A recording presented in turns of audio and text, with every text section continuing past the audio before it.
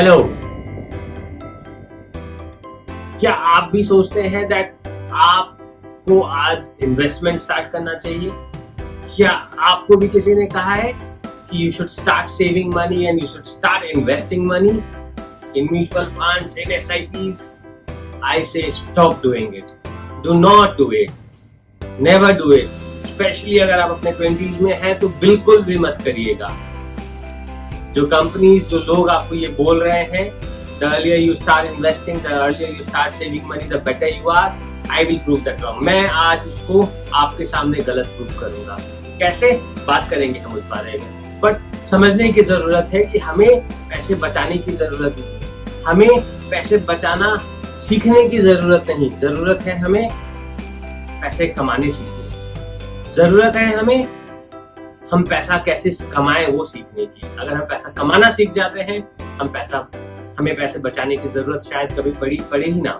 We might never need to save money because we earn a lot of money. अगर हमें save करना है, अगर हमें इन्वेस्ट करना है पैसे कहीं, तो वो कहाँ करें? खुद पर करें।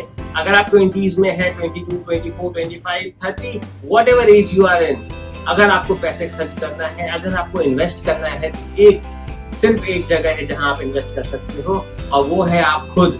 आपको खुद पर पैसे इन्वेस्ट करना होगा, खुद को बेटर बनाना होगा, सो दैट आप और ज्यादा पैसे कमा सको। ना कि जो थोड़ा बहुत आप कमाते हो उसमें से कटिंग करके उसको सेविंग्स में करो, फाइनेंशियल प्लानिंग करो, काफी कुछ करना करो। उससे बेटर है खुद पर इन्वेस्ट करो और पैसे कमाना सीखो। हमें बचपन से ही ऐसा सिखाया जाता है somehow because of that middle class mindset कि पैसे बचाओ, पैसे बचाओ, पैसे बचाओ, पैसे खर्च मत करो, पैसे बचाओ। क्यों भाई? कोई भी, not even a single person, हमें ये सिखाता है कि पैसे कमाओ और पैसे कमाओ, जितना मन उतने पैसे कमाओ, पैसे की कोई कमी नहीं है। सब हमें यही बताते हैं कि पैसे की बहुत कमी है, इसे बचाकर खर्च करो, इसे संभल कर खर्च करो। क्यों भाई? क्यों? मैं क्यों इसे बचाकर खर्च करूं? मैं क्यों संभल कर खर्च करूं जब पैसों की कोई कमी ही ना है? जरूरत है मुझे कमाने की, जरूरत है मुझे और ज्यादा कमाने की, जरूरत है मुझे और ज्यादा मेहनत करने की। आपको पता है ये जो मिडिल क्लास मेंटालिटी है, ये मिडिल क्लास आज का नया पुअर क्लास है। अगर मैं क्या बोलूं, सबसे ज्यादा प्रॉब्लम में अगर कोई क्लास है, सबसे ज्यादा परेशान अगर कोई क्लास है, तो वो मिडिल क्लास है। सपने तो बड़े हैं, बट सपनों को अचीव करने के लिए बड़ा कुछ भी नहीं करना है, सिर्फ कंप्लेन्स कंप्लेन्स कंप्लेन्स, और वो एक मेंटालिटी, पैसे बचाओ, पैसे बचाओ, पैसे बचाओ।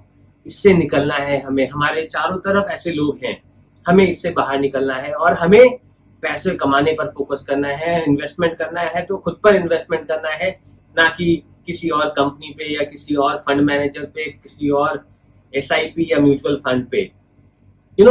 Let us do a very small calculation. आज एक कैलकुलेशन करते हैं। चलिए, जिसने भी आपसे पैसे बचाने को कहा है ना, आज एक उनको कैलकुलेशन बताइए।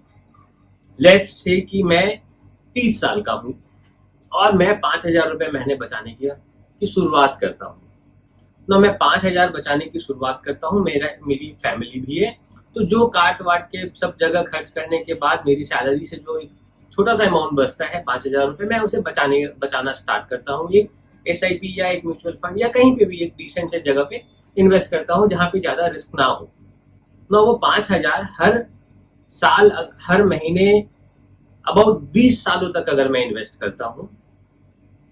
कुछ कैलकुलेशन देखते हैं एक बार। SIP कैलकुलेटर सर्च करते हैं। ओके, इसमें लेट अस पुट 5,000 रुपए की SIP करनी है हमको।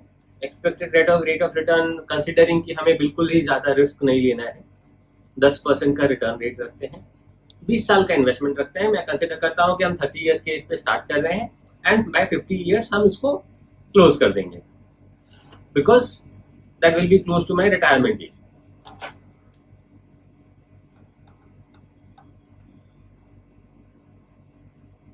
सो अगर हम 20 साल तक इन्वेस्ट करते हैं, या लेट्स से हम 60 ईयर्स तक इन्वेस्ट करते हैं, 30 सालों तक हम इन्वेस्ट करते हैं,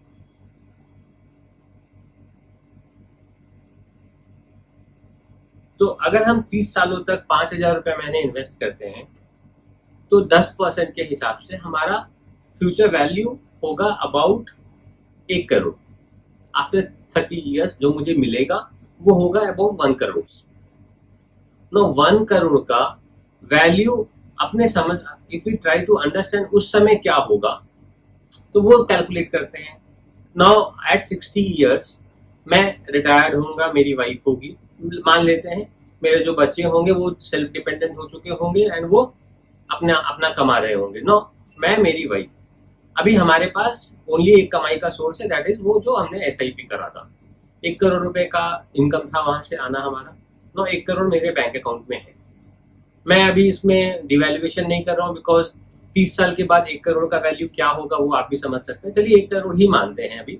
तो 1 करोड़ मेरे पास बैंक में है जो मुझे वो SIP से मिला। नो, अगर मैं आफ्टर 30 ईयर्स मेरा एक्सपेंडिचर देखता हूँ, क्या खर्च होंगे मेरे, मैं और मेरी वाइफ, 2 जन, अगर हम मिनिमम खर्च करेंगे ऑन मेडिसिन, अभी के टाइम में अगर मेडिसिन पे खर्च करते हैं तो कम से कम 8 से 10,000 रुपये महीने की मेडिसिन पे खर्च होंगे। 10-1 हजार रुपये हमारे ग्रोसरी पे खर्च होंगे। 10-1 हजार रुपये हम कैलकुलेट करें अगर, तो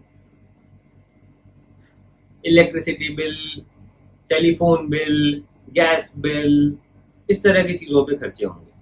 30,000। नो, बिकॉज आप दादा होंगे उस समय तक, आप पापा होंगे, आप दादा होंगे, आप चाचा होंगे, तो बहुत सारी रिस्पॉन्सिबिलिटी, जिम्मेदारियां होंगी आपकी।